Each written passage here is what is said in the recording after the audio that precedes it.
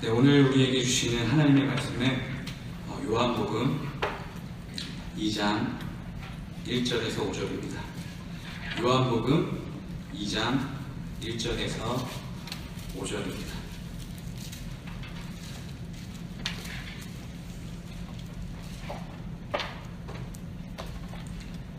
요한복음 2장 1절에서 5절까지 우리 한 목소리로 읽겠습니다. 시작. 사흘째 되던 날 갈릴리 가나에 혼례가 있어 예수의 어머니도 거기 계시고 예수와 그 제자들도 혼례의 청함을 받았더니 포도주가 떨어진지라. 예수의 어머니가 예수에게 이르되 저들에게 포도주가 없다 하니 예수께서 이르시되 여자여 나와 무슨 상관이 있나이까 내 때가 아직 이르지 아니하였나이다. 그의 어머니가 하인들에게 이르되 너희에게 무슨 말씀을 하시든지 그대로 하라 하니라. 아멘. 네, 오늘 제가 가장 좋아하는 요한복음을 가지고 나왔습니다. 그 중에서도 오늘 본문 안에 있는 이 예수의 어머니 마리아를 조금 묵상하고 은혜를 나누고자 합니다.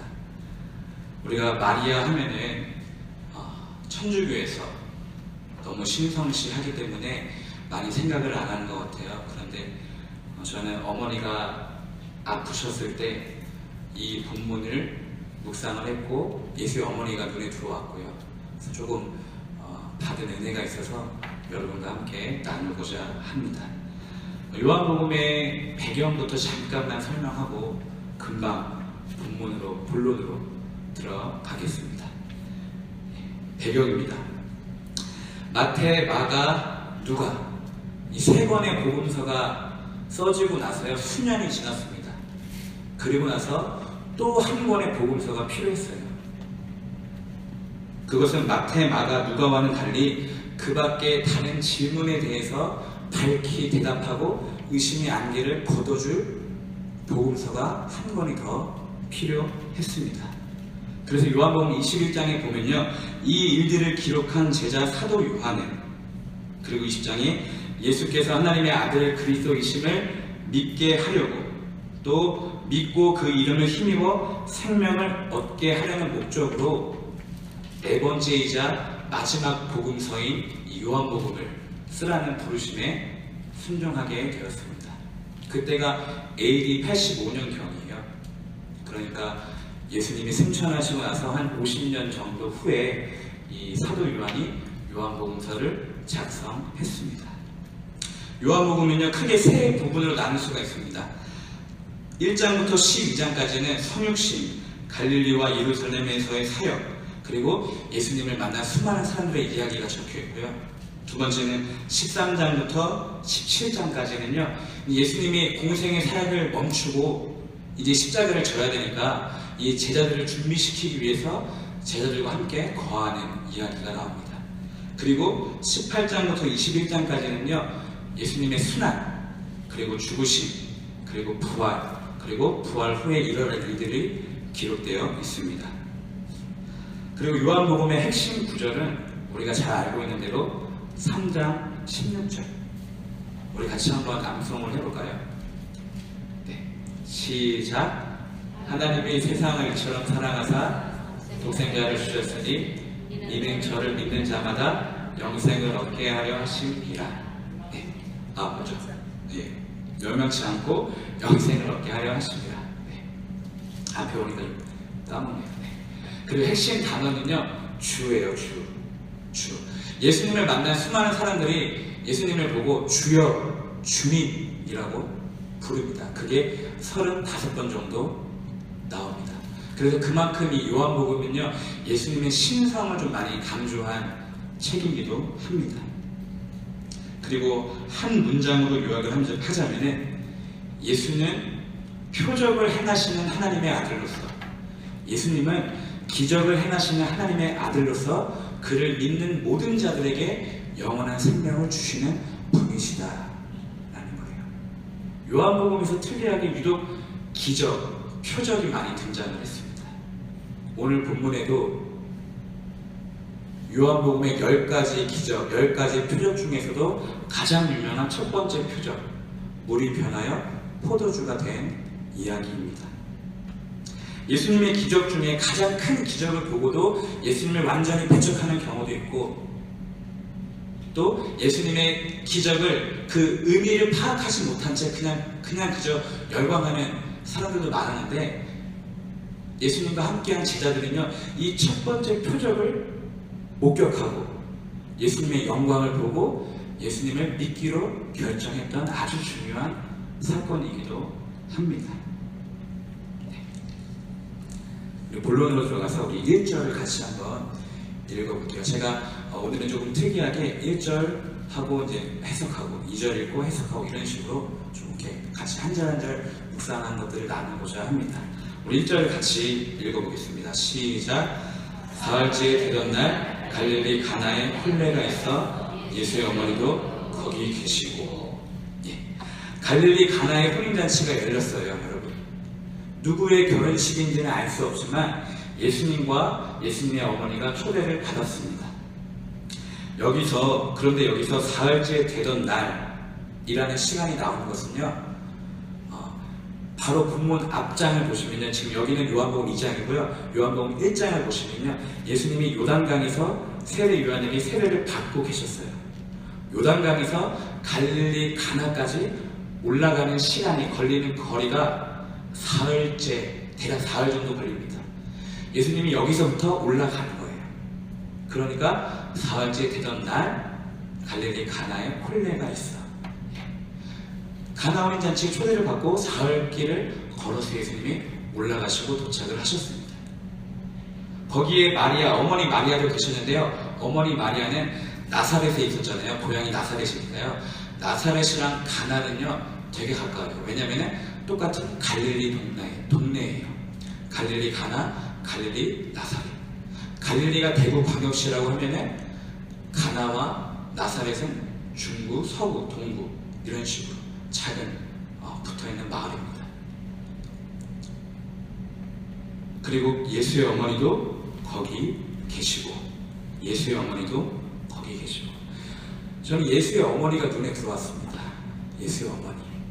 예수의 어머니는 어떤 분일까? 라는 생각으로 이 설교를 쓰기 시작했거든요. 아기 예수를 10달간 뱃속에 품었잖아요.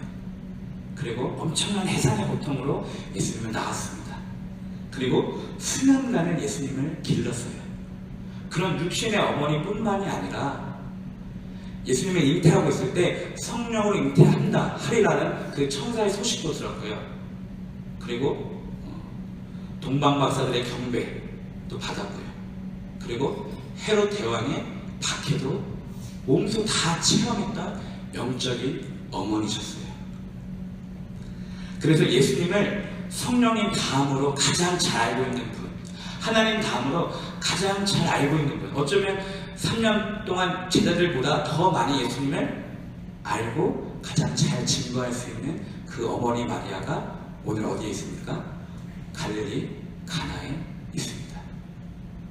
갈릴리 가나, 아마 온 동네가 잔치였을 거예요. 포도주만 보아도 알 수 있습니다. 손님들은 자연스럽게 포도주를 마시면서 크게 즐거워했을 거예요. 그 포도주는 시편의 말씀처럼 사람의 마음을 기쁘게 하는 포도주였습니다. 나중에서야 포도주가 성례전에 의미가 있다는 걸 알게 되지만 그 당시에는 기쁨으로 마셨을 것입니다. 또 한번 생각을 해보세요. 잔치 준비에 엄청 바빴을 거예요. 예를 들면 저희 제일교회에서도 행사가 있으면은 일거리가 많으니까 사람을 동원하고 또 사무실과 부엌이 바쁜 것처럼 아마 당시에도 음식을 만들고 나르고 준비하는데 엄청 손이 많이 필요했을 것입니다. 그런 곳에 예수의 어머니가 계셨다. 왜 예수의 어머니가 거기 가셨을까? 라고 생각했을 때 저는 저희 어머니가 생각이 났습니다. 저희 어머니는 집에 잘 안 계셔요. 어렸을 때 집에 가면은 엄마 어딨어? 라고 물어보는 게 항상 다방사했어요. 우리 형제들의 멘트였어요. 엄마 어디 있어? 교회 갔어. 엄마 어디 있어? 기도하러 가셨어.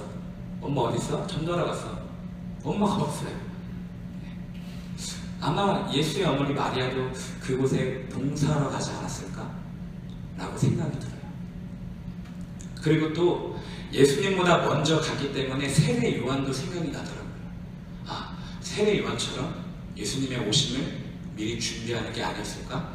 뭘 준비하는 건지는 알지는 모르겠지만 실제로 예수님이 그 가나 결혼식에 오셨습니다.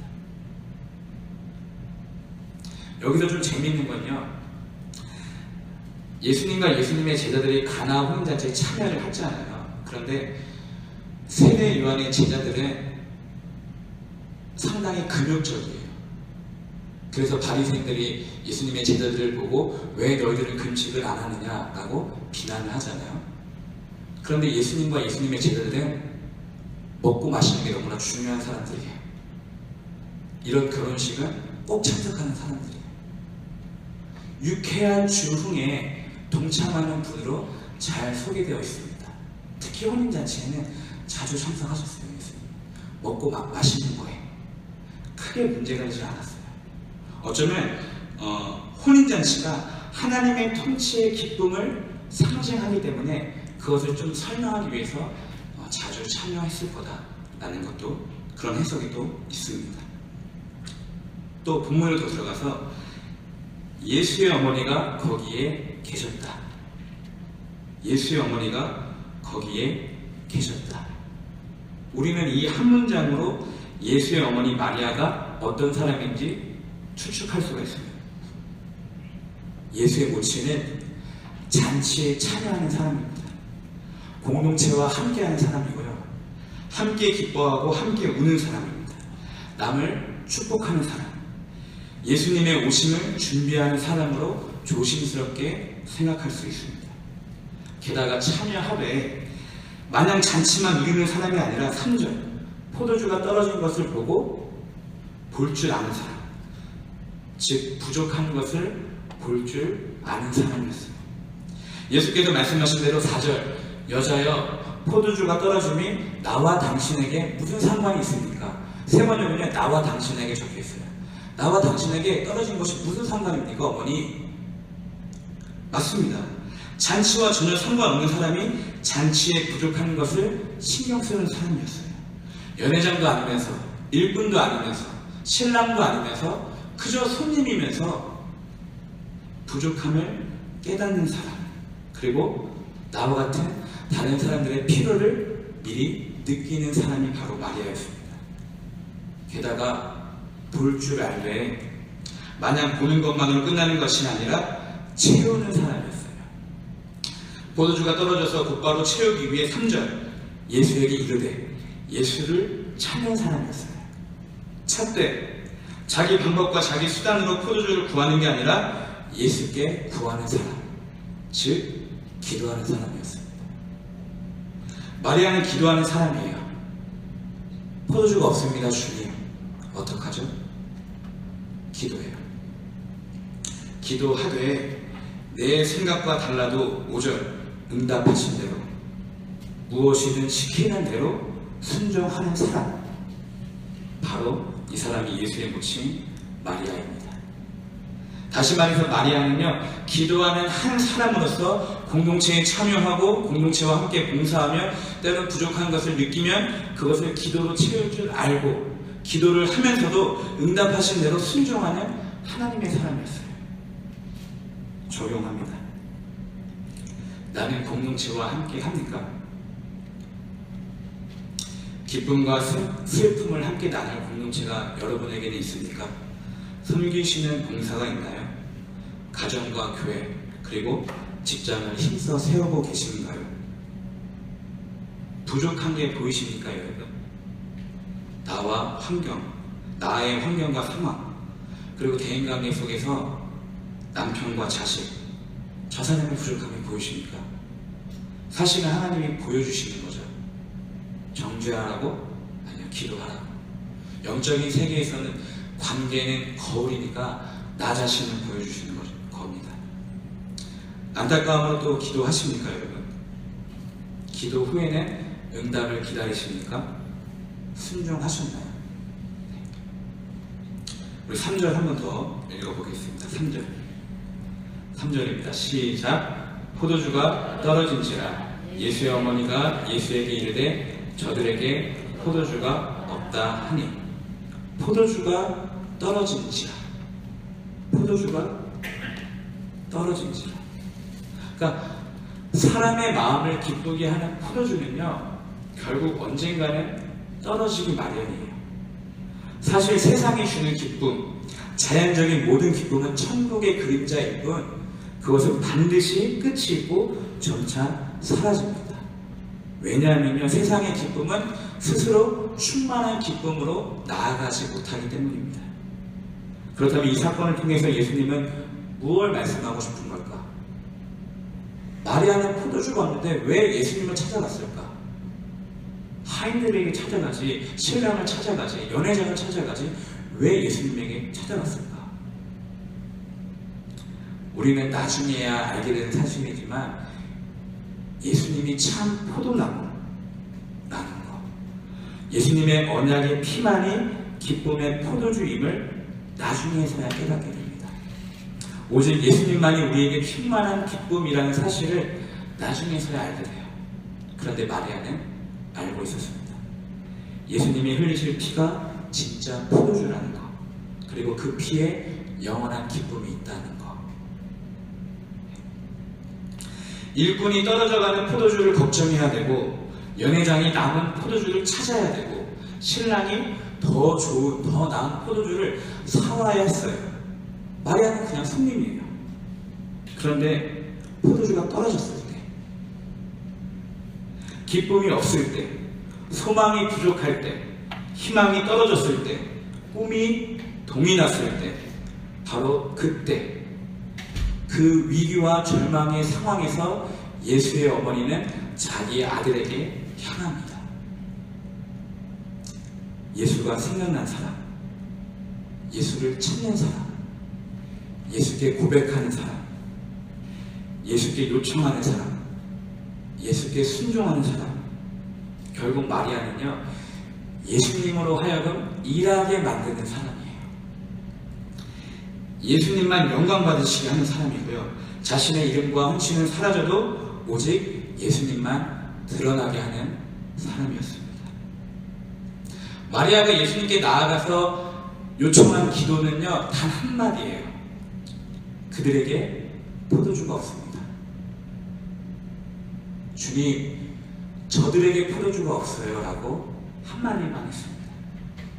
보세요, 주님, 내 포도주가 없어요 라고 말한 게 아니에요. 주님, 저 사람들의 포도주가 없어요. 내가 아니라 저 사람. 없다고 일러 바치는 게 아니라 주님 채워주세요. 그들에게 은혜가 없습니다. 그들에게 주님이 필요합니다. 우리 사랑하는 청소년과 청년들에게 성령을 부어주시고 이번 기회에 하나님을 꼭 만나게 해주세요 라고 중보기도 하고 있습니다. 우리 주님도 십자가 위에서 똑같이 기도하셨잖아요. 저들의 죄를 사하여 주옵소서. 적용합니다. 그들에게 포도주가 없습니다 라는 문장을 들었을 때 한번 생각을 해봤는데요, 나의 마음에는 아직 기쁨이 남아있을까? 그러니까 그들이 꼭 내가 아닐까라고 생각이 들었어요. 나의 마음에는 아직 기쁨이 남아있나? 진짜 포도주가 없는 사람은 누구죠? 바닥이 드러난 항아리는 누구의 것입니까? 이 사건은 누구에게 적용해야 하죠? 마리아는 누구의 항아리를 보고서 예수님께 기도한 걸까요? 어쩌면 마리아보다 더 적용해야 할 것은요, 빈 항아리. 저 빈 항아리가 내가 아닐까? 성령을 다 소멸한 비어있는 심령, 빈 신앙, 공허함, 허무감. 오늘 밤에라도 당장 은혜가 없으면요, 우리에게 은혜가 없으면, 오늘 밤에라도 포도주를 담지 않으면, 예수가 없으면 우리는 아무짝에도 쓸모없는 빈 항아리에 불과합니다. 베드로가 밤새 수고했지만 아무것도 잡지 못한 그 빈배를 가지고 돌아왔을 때 예수님이 그 빈배에 오셨잖아요. 우리도 빈 항아리를 가지고 예수님께 나아가야 돼요. 예수님이 채워주십니다. 결론, 우리 4절을 같이 한 번 더 읽어보겠습니다. 시작. 예수께서 이르시되 여자여 나와 무슨 상관이 있나이까 내 때가 아직 이르지 아니하였나이다. 예수께서 이르시되 여자여 나와 무슨 상관이 있나이까. 사실 포도주의 부재, 포도주의 없어지면요, 예수님의 말씀대로 어머니와 예수에게 상관없는 일이 틀림없어요. 왜냐하면 둘 다 손님이니까 상관이 있어요. 그래서 예수님은 여기서 상관이라는 뜻으로 영어 단어로 인볼브, 끌어넣다, 연루시키다, 말려들게 하다를 쓰셨는데요. 이 말을 더 의역을 하자면은 이 일이 나와 무슨 상관이 있느냐? 어찌하여 나를 이 사건에 연루시키느냐? 나를 왜 끌어들이느냐? 라고 어머니에게 반박을 하는 거예요. 어떻게 보면 조금 심하죠? 네, 조금 심하다고 생각이 들어요. 그런데 이렇게 생각을 하셔야 돼요. 비록 어머니가 인간적으로 가장 가까운 분이지만 예수님은요, 사람의 뜻에 좌우지 돼서는 안 됩니다. 예수님은요, 인간의 목적의 도구가 될 수는 없어요. 그래서 어머니에게 한 말씀은 단호하면서도 공손한 말씀이었습니다. 근데 그리고 나서 또 다시 포도주를 만들어줘요. 그러니까 이 패턴이 복음서에 많이 등장을 합니다. 처음에는 거절했다가 곧이어 해줘요. 좀 밀당 비슷한 건데 처음에는 거절해요, 예수님이. 그런데 곧이어서 해줍니다. 이게 뭐냐면요, 그 왕의 신하의 아들을 고쳐달라고, 그러니까 왕의 신하가 와서 요청을 했을 때도 예수님은 처음에 거절합니다. 그리고 스로보니게 여인의 간구에도 예수님은 거절해요. 그런데 이어서 도와주세요. 그러니까 예수님은요, 아버지의 뜻을 제외하고서는 다른 목적을 위한 수단이 되지 않아요. 그러니까 자기가 독립적으로, 자발적으로, 주관적인 독립성을 가지고 자신의 때와 자신의 방법에 따라 표적을 행하시는 분이세요, 예수님. 그리고 사람들은 그분의 영광을 보고 또 믿음을 갖게 되고요.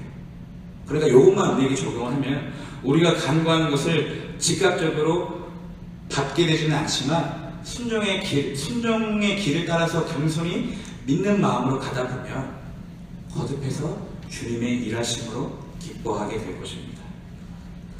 그런데 결국에는 예수님께서 일하셨으니까 결국에는 마리아의 기도로 예수님이 일한 꼴이에요, 사실. 그렇죠. 그러니까 마리아는요, 상관없는 일을 상관 있게 만들었습니다.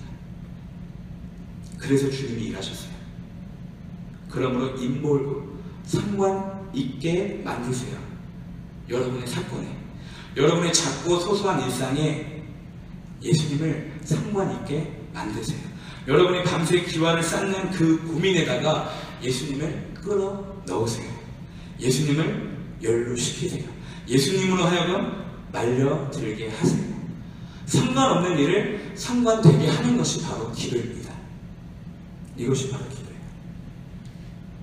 그러므로 예수님을 계속해서 생각하십시오. 우리의 부족함이 거기서 해결될 것입니다. 예수님을 찾으십시오. 우리의 갈급함이 거기서 해결됩니다. 예수님께 기도하세요.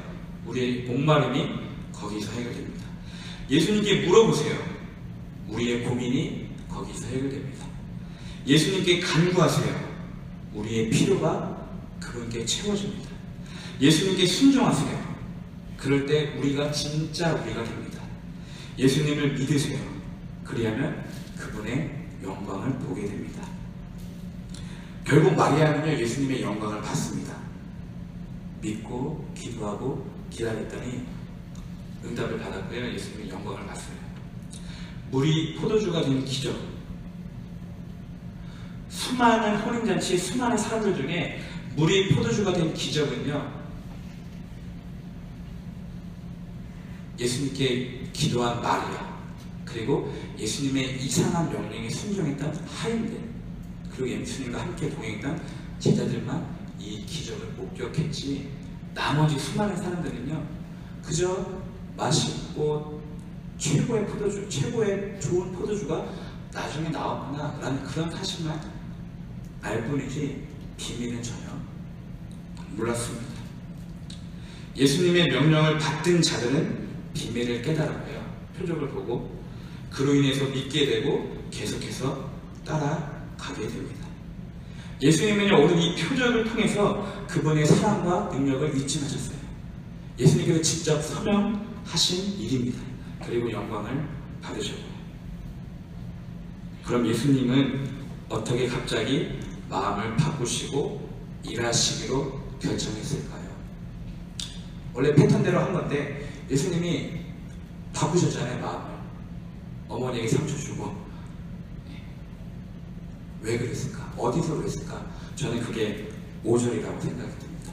우리 5절을 같이 한번 읽어보겠습니다. 시작.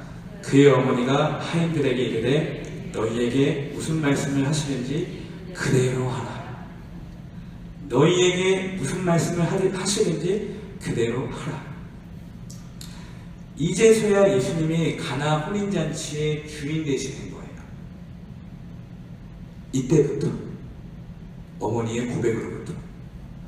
사실 혼인잔치의 신랑은요 예수님이고요, 인생의 주인공은 언제나 예수님이에요.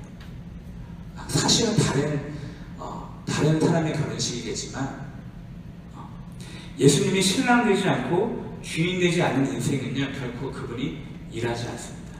그분이 책임지지 않아요. 왜? 나와 무슨 상관이야? 예수님이 그 결혼식에서 손님으로 있었기 때문에 일할 수가 없었어요. 예수님이 주인 되지 않고 예수님이 신랑 되지 않았기 때문에 예수님이 일하시지 않았습니다. 왜? 나와 무슨 상관이 있느냐? 네가 날 손님으로 취급하는데 신앙을 그저 액세서리로 여기고 교회를 그저 영화관 극장처럼 가벼운 마음으로 들락거리는데 내가 왜 도와줘야 되냐? 나와 무슨 상관이 있느냐? 그러니까 예수님과 상관없이 나 혼자만 열심히 일하는 것이 얼마나 불행한 일이에요, 여러분. 그분과 상관없는 포도주는, 나의 포도주는 점점 말라가게 됩니다. 오늘 이 밤에 우리는 이렇게 기도를 하셔야 돼요. 주님, 당신이 나의 주인이십니다. 마리아처럼 다시 주님 앞에 나아갑니다. 나의 말라가는 기쁨을 다시 채워주십시오. 나의 항아리도 비어 있습니다. 나의 빈 항아리에 당신의 보혈을 채워주십시오. 오직 예수님의 보혈만이 나의 기쁨 됩니다. 사람의 마음을 기쁘게 하는 포도주를 잔뜩 마시고 취해도 포도주가 떨어지는지라. 왜? 예수님이 신랑 되지 않았기 때문에. 너희에게 무슨 말씀을 하시든지 그대로 하라. 너희에게 무슨 말씀을 하시든지. 오늘 이 밤에 하나님이 나에게 무슨 말씀을 하는지 들어야 되지 않을까요, 여러분? 성령님께서 내 마음에 어떤 감동을 주시는지 들어야 하지 않을까요, 여러분?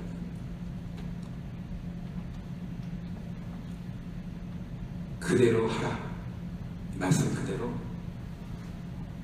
오늘 이 밤에 주시는 감동, 이 밤에 주시는 마음, 이 밤에 우리가 들었던 말씀, 그리고 우리가 고백한 기도대로 그대로 하나 행동하기를 원합니다.